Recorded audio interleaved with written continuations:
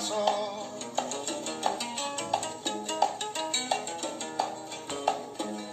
En su tonada que es muy guajira y muy sentida le cantó.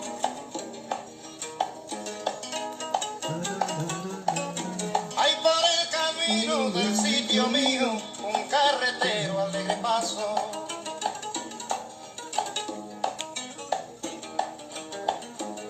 En su tonada que es muy sentida y muy guajira alegre cantó.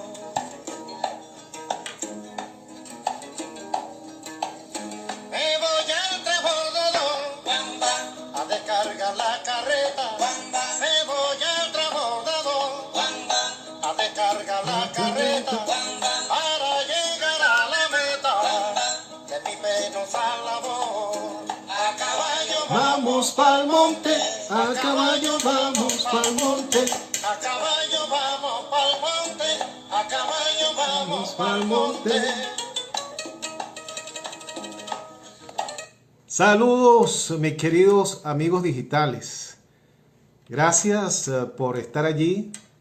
Reciban mi abrazo virtual, mi cariño, mi respeto y mi consideración para cada uno de ustedes. Estamos escuchando allí de fondo el tema El Carretero, que fue compuesto por Guillermo Portavales, cantautor cubano de la década de 1930 y quien hizo popular el estilo de música guajira, el estilo de música cubana que se hizo famoso en toda América. Vamos a escuchar ese tema maravilloso que compuso este señor. Bueno, así comenzamos esta noche con musiquita, como siempre, y anunciándole que tengo de invitado al profesor Leonardo Carvajal, docente, investigador, escritor y analista político también. Vamos a estar conversando, ya está por ahí el profesor, bueno, de los principales temas que están en el tapete en esta Venezuela tan convulsionada, sobre todo en materia política y económica. Vamos a estar analizando todo lo que ha estado sucediendo en los últimos días, en las últimas semanas, que bueno, ha pasado todo. Ya tenemos por allí al profesor, está arreglando el teléfono para entonces estar en contacto. Buenas noches, ¿cómo estás, Leonardo? Buenas noches, José. Ya creo que ya estoy más o menos ubicado. Ah, está bien. Qué bueno. ¿Me oyes? Sí, perfectamente. Gracias a Dios. Ok. ¿Pudiste escuchar algo del tema que teníamos de fondo por ahí? El son cubano. Sí, cómo no. El carretero. Ok, yo estuve en Cuba. Temita cubano ahí, bien 2000, sabroso, del estilo guajira. Ajá. Sí, bueno, para empezar con alegría. Leonardo, claro. Bueno, mira, uno no haya por dónde comenzar, porque hay tanta materia para tocar en esta Venezuela convulsionada, pero para darle un orden cronológico a las cosas, a mí me gustaría partir en esta conversación, Leonardo, de un hecho que yo particularmente considero como clave, visto y en relación al proceso electoral del 6 de diciembre. Y ese no es otra cosa que el mensaje de la Conferencia Episcopal Venezolana. Yo creo que a partir de allí, bueno, empezaron a movilizarse muchas cosas en el país. Me gustaría que comenzáramos por ahí, que me dieras tu visión de ese mensaje. Sí, fíjate, los obispos son los obispos de una fe religiosa, que es la católica, a la cual yo pertenezco, pero en un país pluralista, gracias a Dios somos pluralistas, y en ese sentido sus posiciones sobre el campo doctrinal, pastoral, religioso, son, digamos, de estricto cumplimiento y acatamiento, digamos así, por los fieles o feligreses. Fíjate que el nombre lo marca. Pero en el campo económico, si alguna vez opinaran, o en el campo político o cultural, si dijesen si les gusta o no la trova cubana o el tango argentino, pues simplemente serían opiniones de personas mayores de edad, con mucha experiencia y sobre todo mucho contacto capilar incluso con la sociedad, pero opiniones. En este caso, sus opiniones políticas han venido siendo sistemáticas a lo largo de estos 20 años. Yo recuerdo que las primeras, para ir todavía más atrás en la historia, las primeras críticas que hicieron en el campo político a ciertas tendencias caudillistas, autoritarias al extremo de Hugo Chávez, merecieron que rápidamente se quitase el ropaje de monaguillo bueno y entonces simplemente los insultara, porque Chávez lo que tenía dentro y lo que tenía afuera era un sargento regañón, simplemente, y no soportaba que ningún otro pues le opinara distinto. En el caso de las opiniones políticas, de yo coincido contigo, yo creo que fue uno de los varios puntos de inflexión que han ocurrido y que yo espero que sigan ocurriendo. Inflexión ¿en qué sentido? Que digamos como una tendencia por lo menos opinática, tendencia de opinión en el campo de la oposición hegemónica, pues que nada, que había que abstenerse, pues que claro, porque ya es hasta un ritual y se abstuvieron en el 2018 y en el 2017 hubo 2 abstenciones parciales y hubo una memorablemente horrible, la del 2005, entonces pues bueno, estos niños continuar con su gracia. Pero los obispos los pararon en seco, dieron su opinión política razonada. Y entonces allí yo lo que digo es que no es cuestión de fe o de creer o de seguir incondicionalmente. Yo invité siempre a que se razonara sobre las razones de ellos. Ellos dieron 3 o 4 razones para decir por qué el abstenerse debilitaba la conciencia y la tradición democrática del pueblo. Ellos dijeron que llamar a abstenerse inmovilizaba todavía más de lo que está en los últimos meses al pueblo democrático opositor. Ellos recordaron y metieron así el dedo en la llaga, diciendo la abstención del 2005 sirvió para nada para avanzar, pero a Hugo Chávez le sirvió para muchísimo. Entonces, esos planteamientos yo creo que fueron un aldabonazo en muchas conciencias, porque estaban acostumbrados a lo otro, a que los obispos de alguna manera sin querer queriendo, pues se plegaran a las opiniones de unos políticos relativamente jóvenes que fueron formados, eso es una verdad indiscutible, así como la UCB fue la madre, la paridora de la generación del 28. Bueno, en Caracas solo estaba la UCB, no había otro remedio, en todo caso. Había solo 2 universidades en el país en 1928, pero así como fue la UCB y a lo largo de muchos años, hasta la generación de Eduardo Fernández, de Teodoro Pekov, o sea, de Gustavo Tarre, que ahora está, o sea, de gente, digamos, de social cristiana, gente de derecha, de centro derecha, de izquierda, de centro izquierda, guerrilleros extremistas. Eso fue la UCB.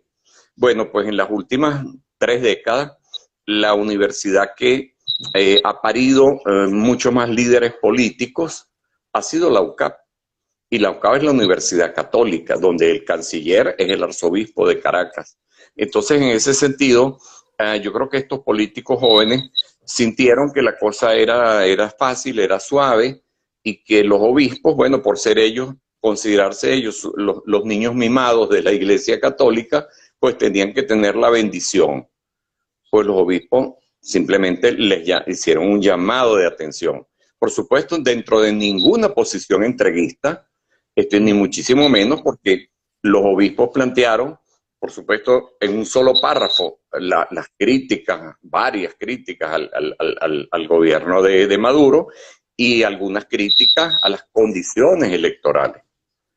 Pero visto todo eso, la conclusión brotó nítida de ese documento, y quien no la quiso ver simplemente es porque le tiene miedo a las realidades y a las opiniones de los otros.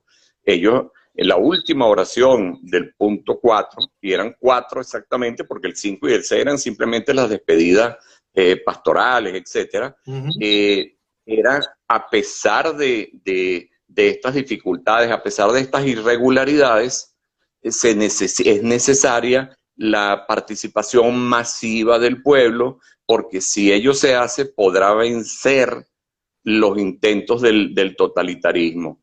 Dios mío, más claro agua, y sin embargo hubo sesudos, y que antes eran sesudos analistas, que simplemente les entró por una oreja y les salió por la otra, y por ningún seso, en ninguno de los sesos se quedó. Entonces yo creo que fue un punto de inflexión muy importante y muy valiente, porque ellos incursionaron en un terreno donde se suponía que la corriente principal llevaba al terreno de la abstención, y después han venido otras. Sí, fíjate, y yo creo que lo que tú dices es cierto. A algunos le entró por un oído y le salió por el otro, pero sí movió algunas conciencias. Yo creo que entre algunas conciencias está la de Capriles. Y vamos a entrar ahora a revisar, a conocer tu opinión sobre la incursión de Enrique Capriles en esta situación política que tenemos de cara al proceso electoral del 6 de diciembre. Pero sí me gustaría, como introducción, decir lo siguiente. Hay un trabajo que ha venido haciendo desde el año pasado en función del diálogo, de los acuerdos políticos y en función de la vía electoral, la Mesa de Diálogo Nacional, que ha sido llamada despectivamente como la mesita. Las organizaciones políticas y los políticos que construyeron ese espacio de diálogo, bueno, asumieron un gran reto político en un momento muy difícil. Y sin embargo, bueno, siguieron adelante, consiguieron algunas cosas, quizás apenas el 20% de lo que habían planteado, pero se abrió un espacio de diálogo. Ahora se habla de que Capriles también está en conversaciones y llegando a acuerdos con el gobierno, y que tiene como resultado, principalmente ahorita, los 110 indultos. En el marco de esta situación, ¿cómo ves tú esta incursión de Capriles en este momento? Sí, muy bien que señalaste lo de la Mesa de Diálogo Nacional, porque además esa mesa no solamente fue precursora en una política, una estrategia política que creo que hay que mantener y profundizar y ampliar, pero además así por la calle del medio, cuál es la política de dialogar con el gobierno, de negociar, póngase el verbo que quiera, pero simplemente ante los problemas trágicos de nuestro país, que estamos simplemente en caída libre hacia el abismo, la política pasa precisamente por centrar el eje de los meridianos y los paralelos en la gente, en los seres humanos, en todos nosotros. Además, no es que la gente está por allá y el político está arriba en una atalaya. No, no, no. O sea, son los problemas de Venezuela, y más allá de que como políticos nunca se va a renunciar al derecho y a la obligación de decir el modelo económico lo hundieron Jorge Giordani y Hugo Chávez. El desastre lo terminó de rematar y le dio la puntilla a Nicolás Maduro por esto y dando razones y dando números. Sin embargo, ante esta emergencia que nos hiere a todos y nos mata a todos si nos descuidamos, entonces es necesario que esa oposición salga adelante y diga: nosotros queremos un diálogo para llegar a acuerdos, y esos acuerdos son 6, 7, 8 cosas. Entonces, en ese sentido, ellos abrieron de forma pionera, no han tenido mucha cancha, más bien muy poca en el campo comunicacional, o sea, les ha faltado punch para decir las cosas que están haciendo. Y entonces, claro, han soportado estoicamente una lluvia de improperios cuando tenía que haberlo dicho por la calle del medio y mirando a la cámara y mirando a la gente en sus intervenciones, o sea, haberse movido más. Pero, digamos, lo principal lo han venido haciendo. Entonces, en esa coyuntura, ya acercándose el proceso de definición de si vas para el baile o no vas para el baile, pues Capriles, que ha tenido a veces unas actitudes sumamente arriesgadas y sumamente valientes como líder político, y otras veces ha optado por el estilo del Hamlet, de sí o no, pero o ni lo uno ni lo otro, sino todo lo contrario, como decía Carlos Andrés Pérez.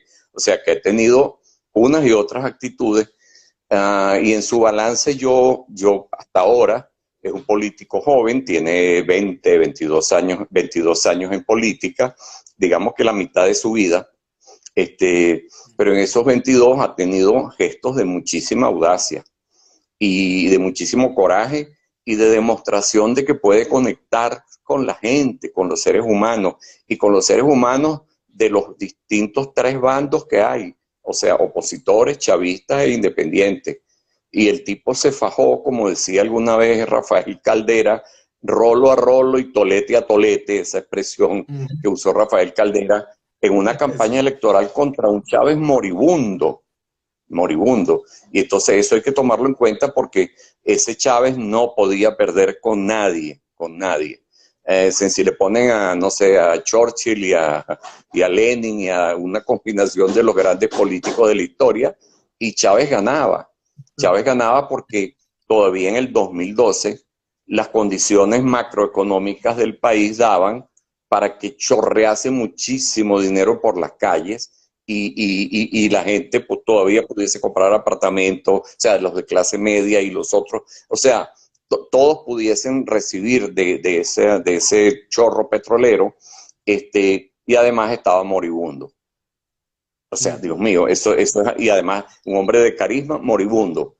Entonces, sencillamente Capriles asumió eso y pocos meses después asumió contra Maduro, y Capriles logró la hazaña, el hito histórico del 49,2% en el año 2013. Y después entró en una situación que me imagino habrá sido muy incómoda para él, las disputas, las zancadillas de otros líderes secundarios con respecto a él, que empezaron a ponerle zancadillas. Yo supongo, somos humanos, que eso lo fue como golpeando y asumió, pues se retiró rumiando a sus cuarteles de invierno, y de allí a veces salía, a veces decía unas cosas y otras, bueno, hasta que ahora, digamos, se abrió de capa y entonces planteó que la cosa era luchar. Planteó algo muy claro, que la política de abstención, tal como la manejan Leopoldo López, estos digamos, mozalbetes políticos de voluntad popular y quienes le hicieron el coro y se adaptaron a eso, esa política no va para ningún lado, y que no importa tres pepinos, que Trump y que Pompeo y no sé qué, que pueden hasta perder el cargo dentro de un mes y pico, los auparan, porque eso, eso era absolutamente deleznable, y todas las encuestas lo decían, y las convocatorias a actos de calle sumamente fallidos, o sea, todo se les venía cayendo, y entonces Capriles irrumpe. No irrumpe todavía de manera, digamos, 100% clara, pero entre el estar rumiando en su cueva y el salir a la plaza pública y hacer esos planteamientos para pararle el trote a una gente, y se los dijo clarito, o sea, lo del 30 de abril, la chapucería absolutamente indebida de contratar mercenarios para que invadan a este país, pero además de una manera ridícula, porque si tú vas a dar un golpe de Estado, o sea, si tú vas a lo electoral, o si tú vas a la calle, o si tú vas a dar un golpe de Estado, chico, hazlo todo en serio, todo en serio. pero aquello era uno de los, fue un peor, como si fuese el peor sketch de Radio Rochela en los tiempos de baja sintonía, que también los tuvo, o sea, entonces, y que estos personajes se dejaran, digamos, quisieran pasar así como somos los niños bonitos y no sé, Capriles se las cantó como se los hemos cantado otros, o sea, tú no puedes pretender que tú eres el líder de un país y que lo vas a hacer cuando un tal JJ Rendón hace las marramucias que hizo y luego se descubre todo y el Rendón sale en programas estelares internacionales diciendo que lo hizo y por cuánto, y siendo él el asesor estratégico de Guaidó, del diputado Guaidó. Yo no lo llamo presidente Guaidó, lo llamo diputado Guaidó, que es el título que se ganó con los votos de nosotros, de todos. Y supongo que él mismo votó el 2015, ¿no? Entonces, que ese Rendón estuviese haciendo fiesta en los medios de comunicación de una manera altanera y Guaidó calladito, y que tuvo que esperar que el otro renunciara una semana después y que entonces le agradeció su servicio, o sea hasta ahí, si alguien tenía dos dedos de frente y alguien se respeta a sí mismo, o sea, hasta allí tenía que llegar cualquier tipo de seguimiento a Guaidó. Bueno, eso es lo que Capriles le cantó y eso me parece muy importante porque por lo menos a mí me interpreta y creo que interpreta a muchos venezolanos y también al final porque lo que dijeron los obispos es verdad, o sea, hay un gusto, una pasión, una vocación democrática del pueblo que se expresa no en que yo tenga muchas ganas de agarrar una piedra en cada mano y salir a una calle y lanzar esos peñones contra la casa del PSV, no es así, sino democráticamente ejercer el derecho al rechazo en una votación donde todos somos iguales y donde Diosdado Cabello y Cilia Flores y el otro y el otro y el otro valen un voto y yo también valgo un voto. Y Leopoldo López vale un voto si quiere usarlo y etcétera, etcétera. Y entonces ahí nos empezamos, nos igualamos. Esa es la democracia que, por cierto, en este país inventaron los adecos, esos mismos adecos que ahora dicen ya basta, lo de Ramos Alú ya basta. 2005 nos mandó a tener, 2017 en parte, 2018 totalmente, 2020 otra vez. O sea, ellos se rebelaron y yo creo que va a ser significativo porque son del partido de Rómulo Betancourt, de sus principales líderes, y Betancourt dijo alguna vez sentenciosamente, no somos eunucos políticos. Significa, no estamos castrados políticamente. Y un partido político es para competir en listas electorales, porque si fuese para preparar conspiraciones, entonces sería no un partido político, sino un nido de conspiradores, ¿no? Y eso no es lo que ha sido un partido que va a cumplir dentro del año que viene, va a cumplir exactamente 80 años. O sea, aquí lo que se está dando en la conformación que por ahora ha fraguado en el campo de alianzas electorales es una alianza entre un partido de 79 años, otro partido, COPEI, de 74 años, otro partido que o entró o va a entrar, que es el Movimiento al Socialismo, de 49 años. O sea, estamos hablando de los tres de los grandes partidos históricos que tuvo Venezuela y que todos van de medio siglo para arriba contra unas empresas políticas, o mejor dicho, en pro de los derechos del pueblo, pero dejando de lado ya, o sea, dando un manotazo diciendo hasta aquí a unos mozalbetes que tienen unas empresas políticas, porque no son partidos políticos, al menos dos de ellos. Yo creo que primero son organizaciones netamente mediáticas, que yo creo que nunca, muchas de ellas o muy poco han pateado la calle, ¿no? A diferencia de Acción Democrática, de COPEI, del PSB. Fíjate, precisamente de esas organizaciones, hay un comunicado que salió, el último de Guaidó, que llaman el Pacto Unitario, que es firmado por 37 organizaciones. Y entre esas organizaciones uno ve con curiosidad organizaciones como Guajira Ben, como Mi Gato, como, bueno, unas organizaciones que uno dice, bueno, ¿y de dónde son? ¿Dónde están los militantes de estas organizaciones? ¿Dónde está la trayectoria de estas organizaciones? ¿Dónde hacen vida? Y uno queda ahí, ¿no? Pero fíjate, también se da el hecho de que pareciera que ese apoyo incondicional en algún momento a Juan Guaidó pareciera que se está derrumbando por su propio peso la posición de Manifestación. Y eso allí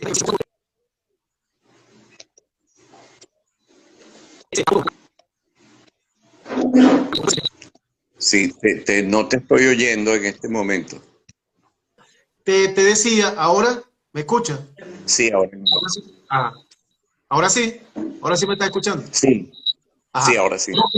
Ese apoyo ¿cómo observas ese apoyo? ¿Cómo ha variado? ¿Cómo ha variado la dinámica del apoyo que en un momento fue casi incondicional para Guaidó y ahora pareciera que no es así? ¿Cómo observas tú eso? Mira, los militantes de los partidos y sus dirigentes, por lo menos hasta el nivel medio, no son distintos que el resto de los ciudadanos. Eso se ha visto muchas veces. Yo lo vi bastante de cerca en el 2005, cuando la campaña sistemática y costosísima a través de los medios de Súmate fue horadando las convicciones y las conciencias de las personas, y llegó un momento en que los dirigentes, incluso no queriéndolo, tuvieron que doblar el brazo ante tendencias. Me acuerdo perfectamente que nosotros organizábamos foros también de tipo político, Asamblea de Educación, organizamos uno en el Ateneo de Caracas el 2005, más o menos por allí, por comienzos de noviembre, y uno de los 4 invitados que tuvimos era Gerardo Blay, y en ese momento, si no lo recuerdo mal, era el secretario general de Primero Justicia.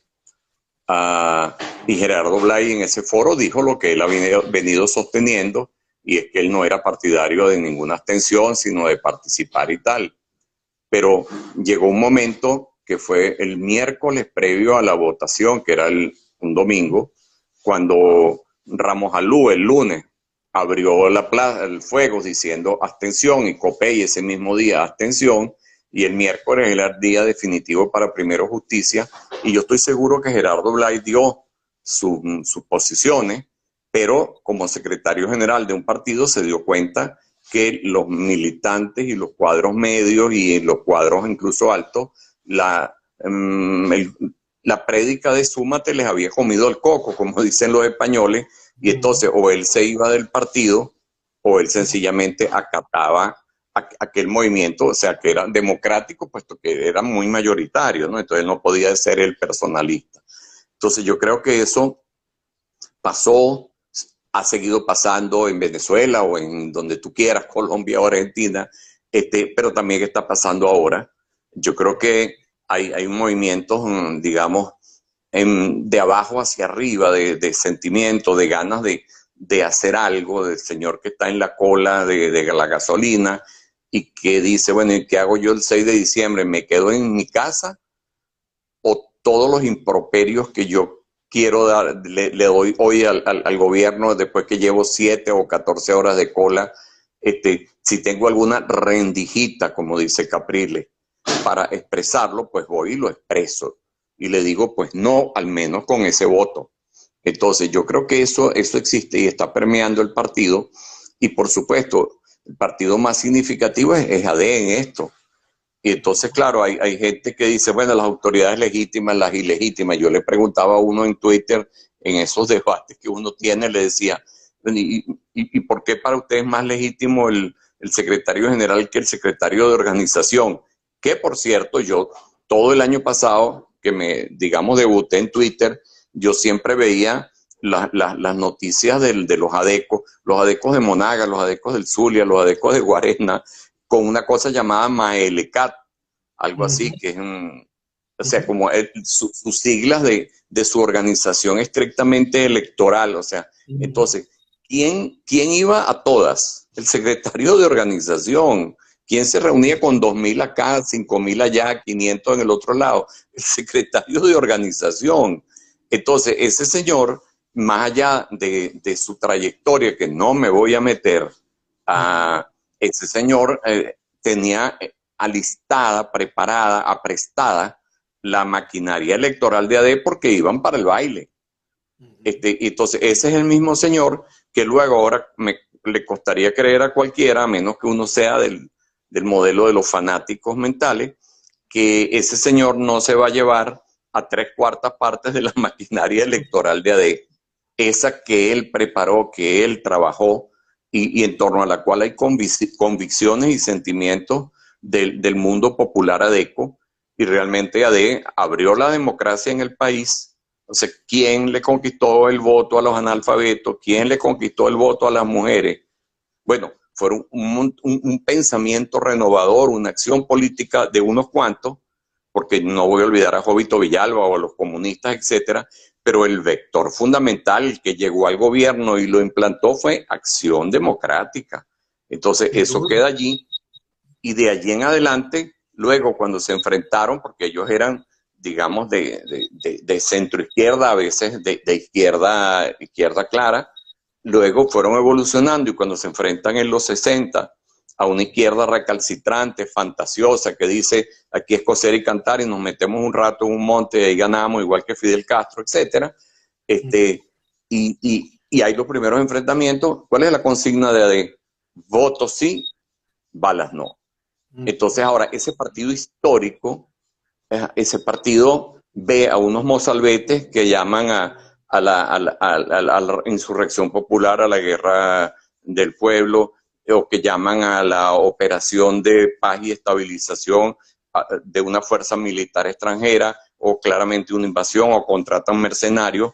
O sea, ahí tiene que haber el ADN de los adecos, tiene que sentir repulsión, porque esa es la palabra, frente a todas esas loqueteras de estos mozalbetes tecnocráticos, y sencillamente decir, nosotros vamos como organización a practicar lo que sabemos, a practicar cómo votar y cómo defender el voto. Entonces yo creo que esa alma adeca está saliendo, y por eso hay unas decisiones, y a esas personas que están siempre con ficciones juridicistas de que las autoridades legítimas y nos intervinieron y no sé cuánto, yo digo, espérese 3 meses y se verá dónde está el pueblo adeco, porque hay 200 candidatos adecos a diputados, y va a haber centenares de miles de adecos o de simpatizantes de AD, no tanto de adecos, que sencillamente van a apoyar a su gente con su tarjeta.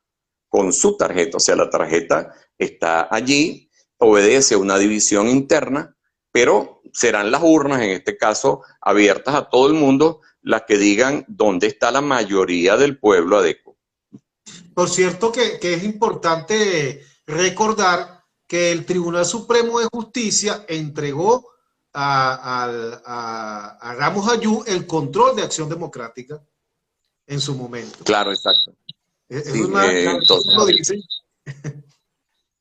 Sí, allí, cuando uno... En ese momento sí era válida. Ese momento sí fue válida. Claro. Sí. El que al hierro mata no puede esperar morir a sombrerazos. Digo yo, o sea.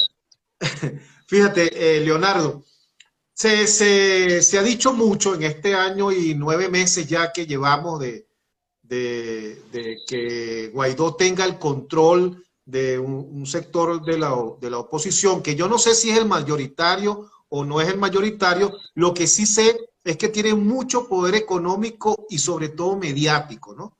Ok, ya tiene año y 9 meses conduciendo ese sector.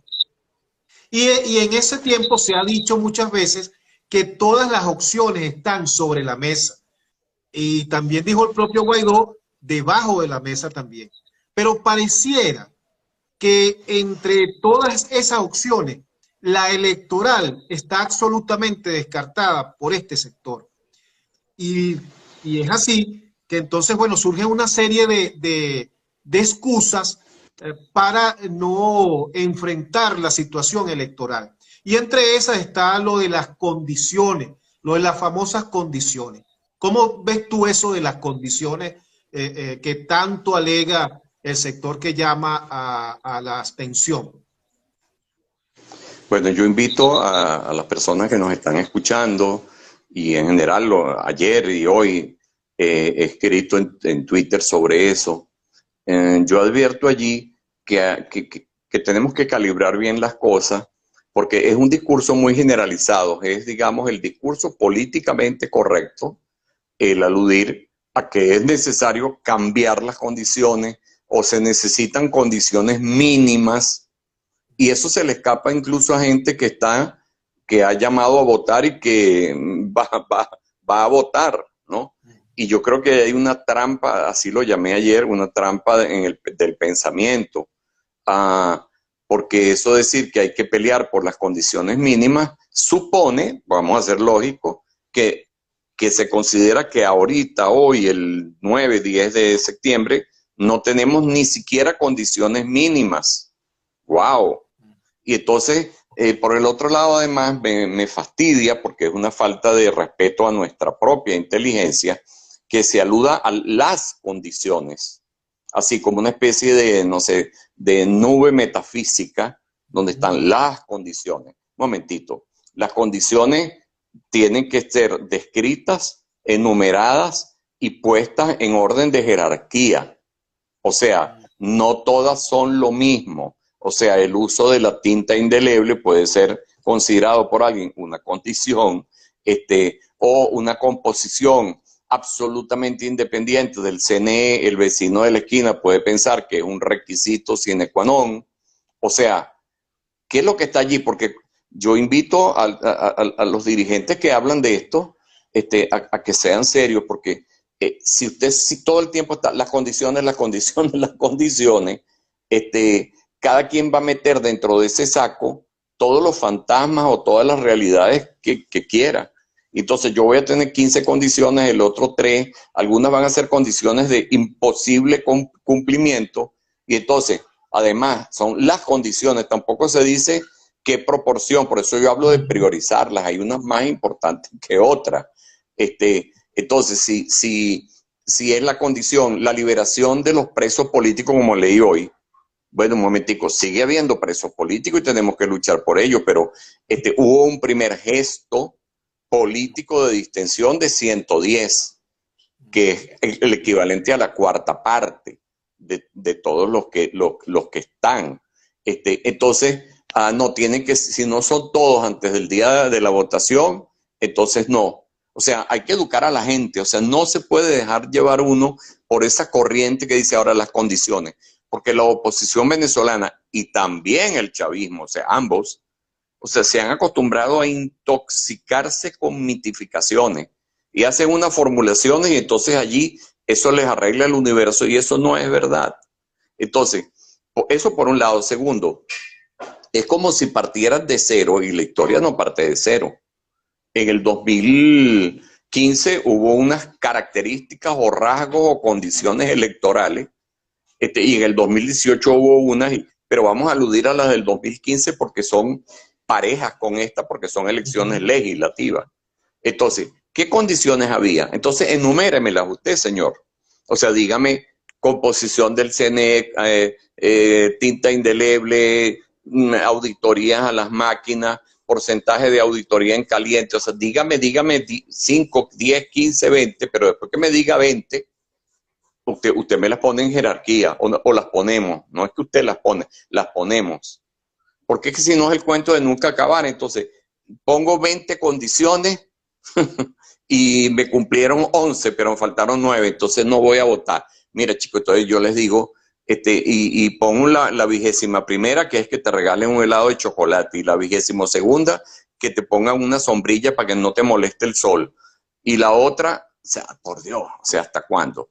Entonces, esas niñerías, porque son auténticas niñerías o me cumplen con todo lo que yo quiero porque yo soy el centro del universo, o no voto, pues no votes, punto, porque lo que tú tienes allí es un berrinche emocional que sencillamente estás buscando coartadas.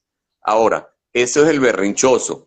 Mira, y al final lo que uno se topa por aquí y por allá, pueden ser las expresiones mediáticas o a través de las redes de un montón de gente que nunca ha votado.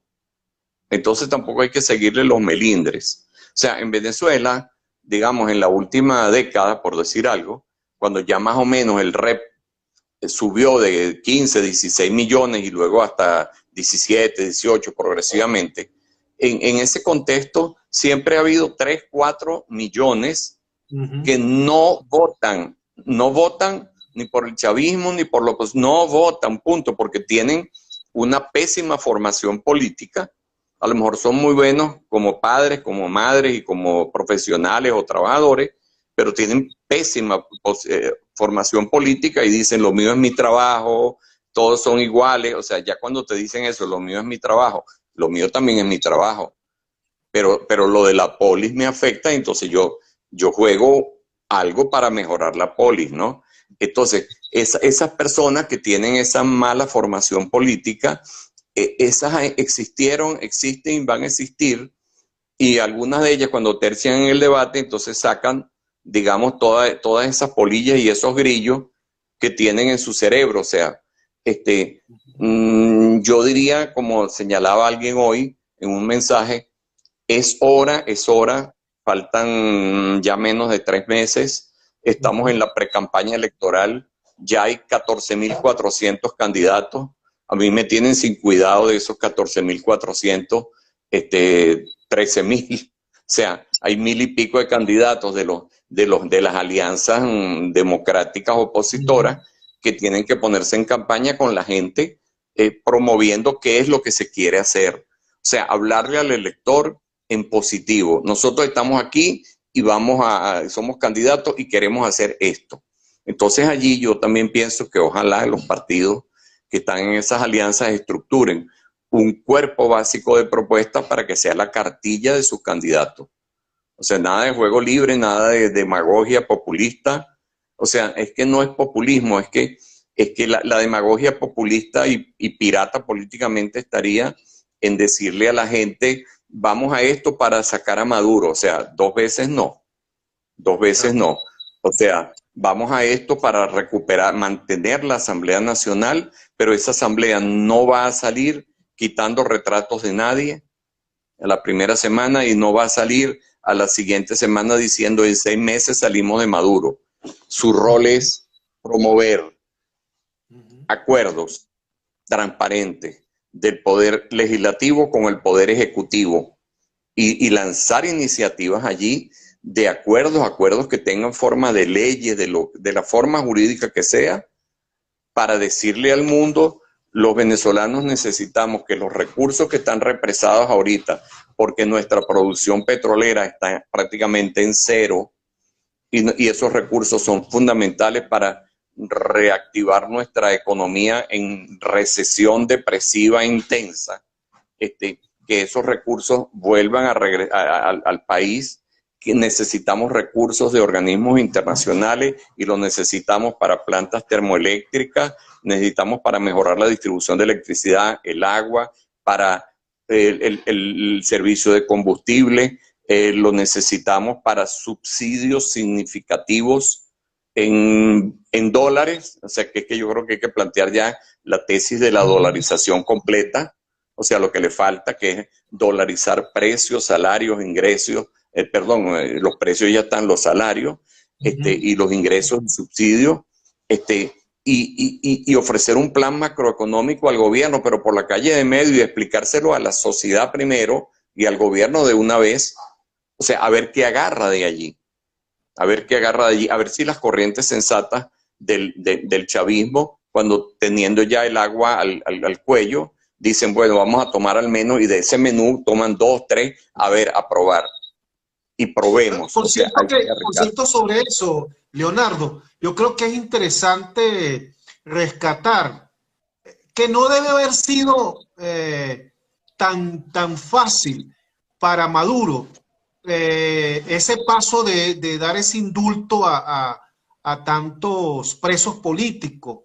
Digo por los sectores radicales que están dentro del chavimadurismo, el que yo llamo el chavimadurismo. No debe haber sido tan fácil para Maduro tomar esa decisión. Por eso es que es bien importante analizar eso.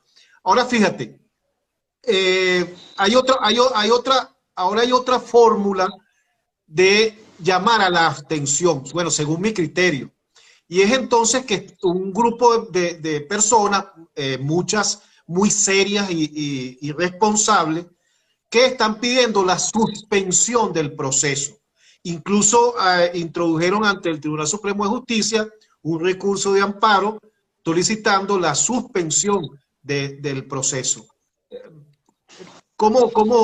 ¿Qué te parece los argumentos que adornan ese petitorio de la suspensión? Mira, yo no soy abogado, yo respeto a los abogados, pero yo no respeto ni un poquito al juridicismo.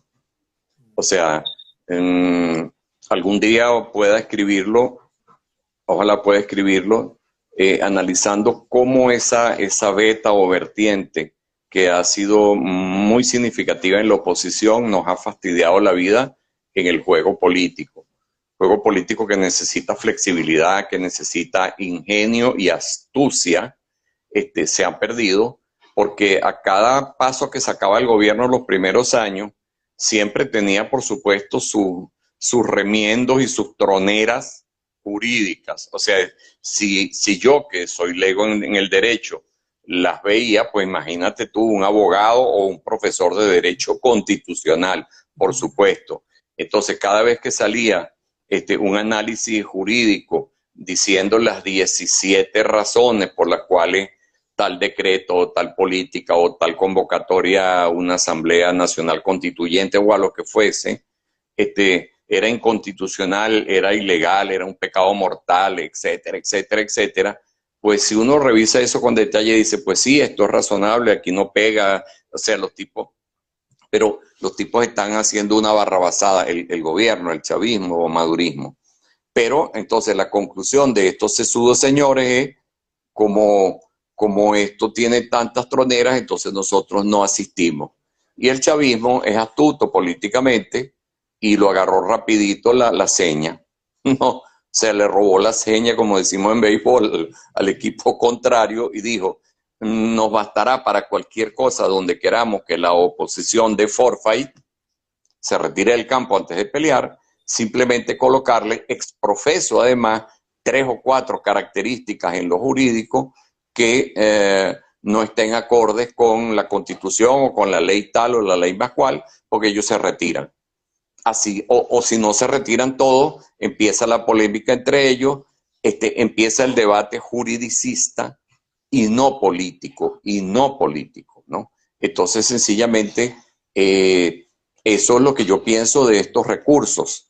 Quien lo manejó o lo maneja es Andrés Caleca, una persona que conocimos todos en su actuación, que fue una actuación seria en un año muy difícil, 2000, 2001, por allí, al frente del CNE, y una persona que tiene opiniones sensatas y que expresa que él quiere votar, o sea, que él no está en la línea de la abstención y de hecho no lo ha estado.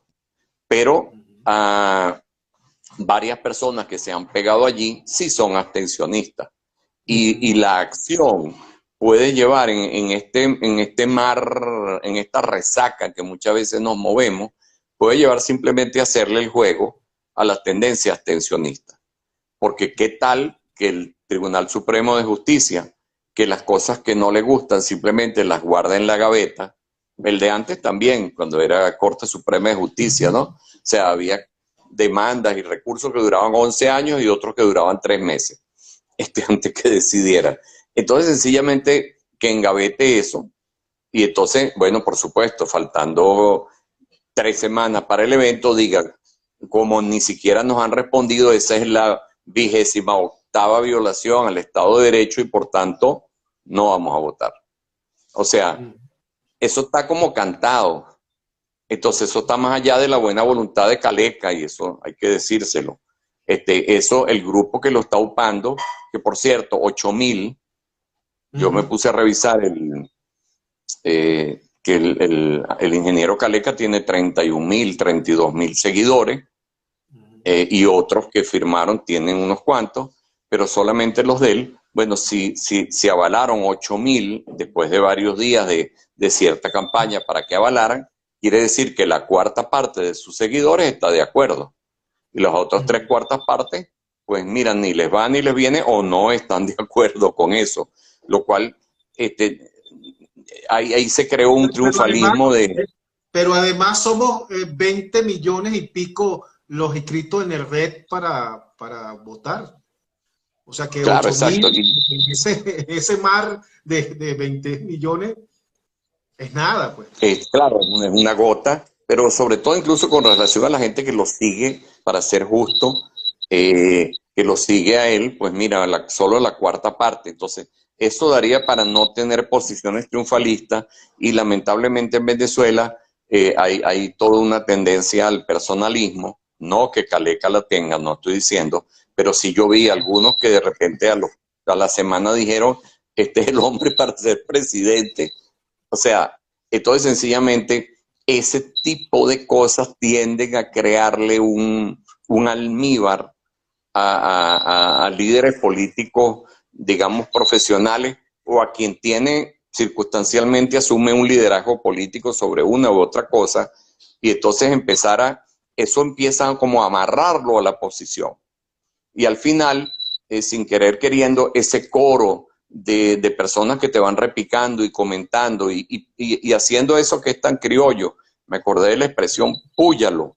O sea, en los mítines políticos, cuando un líder lanzaba una frase dura, un latiguillo, púyalo, es decir, porque se enardecía la masa y entonces lo animaba a que fuese todavía más sarcástico, más hiriente en la misma línea. Eso es sumamente peligroso, esa dialéctica entre líder y seguidores, porque al final, sin darse cuenta, el murmullo y el vocerío de esa muchedumbre que te rodea empieza a mandarte. Entonces, yo creo que eso es muy importante, que persona tan ponderada como Caleca lo evalúe y se agarre mínimo y al final se diga, bueno, ¿qué va a pasar dentro de 3 meses? Y de verdad se quiere ir a votar Caleca, o porque Caleca es el líder allí significativo, o sea, los otros son unos juristas, etcétera, y le prepararon el recurso porque él es ingeniero, o sea, es obvio, y está bien, que vea para dónde le lleva esa acción y sencillamente le baje 2, igual que Capriles también, o sea, cuando a veces se le suelta condiciones mínimas y esto y aquello, pues sencillamente no lo pongas como condicio sine qua non, o sea, como condición que si no se da, no se puede hacer nada, sino aclara, o sea, los líderes tienen que aclarar, o sea, Capriles no puede seguir hablando, ni nadie que de verdad, honestamente, quiera empujar nuestras energías en la dirección pacífica, electoral y constitucional y no seguir con aventura, no se puede caer en equívocos, porque al final se pagan caro, y no tan al final, en el corto plazo, porque 3 meses es corto plazo. Sí. Bueno, nos quedan ya 5 minuticos nada más, Leonardo, y si quisiera o te dejo esos 5 minuticos que pasan volando, para que nos des tu opinión general sobre qué puede pasar en este proceso electoral. Me refiero, pudiera darse un fenómeno de que el venezolano decida ir a participar en un número significativo, o crees que ese llamado y esa campaña sistemática a la abstención vuelva a tener éxito? ¿Cómo observas? ¿Cuál es tu visión sobre eso?